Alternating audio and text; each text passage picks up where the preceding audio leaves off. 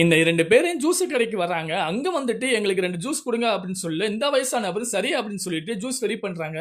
அடுத்து இந்த 2 பேரும் வெளிய நின்னு பேசிட்டு இருக்காங்க. இவரும் ஜூஸ் ரெடி ஆன உடனே ஜூஸ கையில குடுக்குறாங்க. இவங்களும் கையில வாங்கிட்டு குடிச்சிட்டு, அப்புறம் இந்த 2 பேரும் அந்த இடத்த விட்டு கிளம்புறாங்க.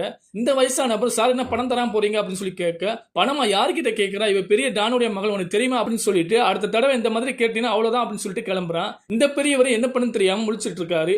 அடுத்து ஒவ்வொரு நாளும் ஜூஸ் குடிக்க வரும்போதெல்லாம் பணம் கொடுக்காம குடிச்சிட்டு கிளம்புறாங்க.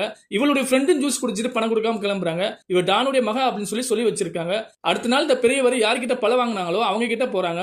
அவரை இவங்களை பார்த்துட்டு, "உனக்கு ஒவ்வொரு நாளும் பணம் தர்றேன், ஆனா என்கிட்ட நீ பணம் தராம இழுத்தடிச்சிட்டு இருக்க, உனக்கு என்ன ப்ராப்ளம்?" அப்படின்னு சொல்லி கேட்க, இவர் "எனக்கு எந்த ப்ராஃபிட் வர மாட்டேது" அப்படின்னு சொல்றாரு. "உனக்கு ஒவ்வொரு நாளும் கஸ்டமர் அதிகமா வர்றாங்க, பார்க்க தான் செய்யறேன், அப்படி இருக்கும்போது உனக்கு ஏன் ப்ராஃபிட் வராம இருக்கு?" அப்படின்னு சொல்லி கோவமா கேட்கறாங்க. இந்த வயசான நபருக்கு என்ன சொல்லுன்னு தெரியாம, "இனிமே நீங்க என்கிட்ட பொருள் தர வேணாம்" அப்படின்னு சொல்லி கோவமா பேசுறாங்க. "நீ என்கிட்ட பொருள் வாங்கலைன்னா நீ ஆல்ரெடி எனக்கு தர வேண்டிய பணத்தை நீ தரணும், இல்லைன்னா உன் வீட்டுல வந்து சவுண்ட் போட்டு கத்துவேன்" அப்படின்னு சொல்லி சொல்றாரு. இவரும் பயத்துல என்ன பண்ணுன்னு தெரியாம அந்த இடத்துல விட்டு கிளம்புறாங்க. அடுத்த நாள் இந்த 2 பேரும் ஜூஸ் குடிக்க வராங்க.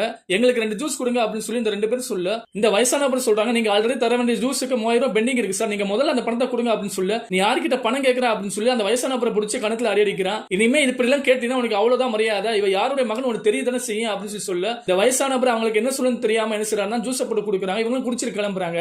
அடுத்த நாள் இந்த 2 பேரும் என்ன செய்யறாங்கன்னா அந்த கடையில ஜூஸ் குடிச்சிட்டு இருக்காங்க. அப்ப எதிர்பாராம இந்த பெண் என்ன செஞ்சிட்டா, டக்குன்னு அங்க இருக்கிற பாய்சனை பார்த்துட்டா, "என்ன பாய்சன் இருக்கு?" அப்படின்னு சொல்லி கேட்க, அந்த வயசான நபர் சொல்றாங்க, "ஆமா, ஜூஸ்ல பாய்சன் மிக்ஸ் பண்ணி வச்சிருக்கேன்" அப்படின்னு சொல்ல, இவங்க பயத்துல என்ன செய்யறாங்கன்னா அந்த இடத்த விட்டு கிளம்புறாங்க ஹாஸ்பிட்டலுக்கு. இந்த வயசான நபர் ஜூஸ கையில எடுத்துட்டு கண்ணீர் விட்டு அழுவிட்டே இருக்காரு. அப்புறம் கொஞ்ச நேரம் கழிச்சு இந்த 2 பேரும் வந்து, "நான் குடிச்ச ஜூஸ்ல பாய்சன் இல்ல, டாக்டர் சொல்லிட்டாங்க, உங்களுக்கு என்ன பிரச்சனை?" அப்படின்னு சொல்லி கேட்க, "நீங்க குடிச்ச ஜூஸ்ல பாய்சன் இல்ல, நான் கையில வச்சிருக்கேன் பாருங்க, அதுல தான் பாய்சன் இருக்கு" அப்படின்னு சொல்ல, அப்பதான் இவர் சொல்றாரு, "நீங்க தர வேண்டிய ஜூஸுக்கெல்லாம் 3000 ரூபாய் பெண்டிங் இருக்கு, நான் வாங்கின பழங்களுக்கெல்லாம் பணம் கொடுக்க முடியாம தவிச்சிட்டு இருக்கேன், என்னுடைய பிள்ளைகளுக்கு ஸ்கூல் ஃபீஸ் கட்ட முடியாம இருக்கேன், நீங்க இப்படி எல்லாம் பண்ணீங்கன்னா நான் எங்க போறது, எனக்கு வேற வழி தெரியல" அப்படின்னு சொல்லி இந்த வயசான நபர் சொல்றாங்க. இவங்களே அந்த கதையை கேட்டுட்டு, "ஃபீல் பண்ணாதீங்க, நான் உங்களுக்கு பணம் தர்றேன், நான் குடிச்ச ஜூஸுக்கெல்லாம்" அப்படின்னு சொல்லி பணத்தை கொடுக்குறாங்க.